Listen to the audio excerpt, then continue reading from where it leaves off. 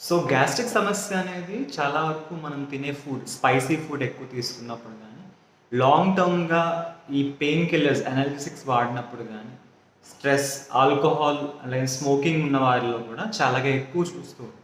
మీకు తెలియని విషయం ఏంటంటే గ్యాస్ట్రైటిస్ అనేది ఇన్ కేస్ మనం ఫుడ్ షేర్ చేసుకుంటున్నప్పుడు కూడా అంటే సలైవాతో కంటామినేట్ అయిన ఫుడ్‌ని మనం తీసుకున్నప్పుడు గానీ, లేదా బయట ఫుడ్స్ ఏమైనా కంటామినేట్ అయిన ఫుడ్స్ తీసుకున్నప్పుడు గానీ, మనకి గ్యాస్ట్రైటిస్ సమస్య వచ్చే ఛాన్స్ చాలా ఎక్కువగా ఉంది. కొన్ని సార్లు డాక్టర్స్ ప్రొడాన్ పంప్ ఇన్హిబిటర్స్ అంటే మన గ్యాస్ట్రిక్ సమస్యను తగ్గించడం కోసం పాంటోప్రజోల్ గానీ, రాపిప్రజోల్ గానీ ఇస్తూ ఉంటారు.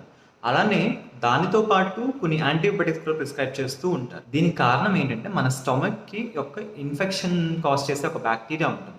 దాన్ని హెచ్ పైలోరీ బాక్టీరియా అంటారు. దాన్ని హెలికోబాక్టర్ పైలోరీ అంటారు. సో, దీనివల్ల మనకి గ్యాస్ట్రైటిస్ సమస్య అనేది వస్తుంది. సో, దాని గురించి ఈ యాంటీబయాటిక్స్ అని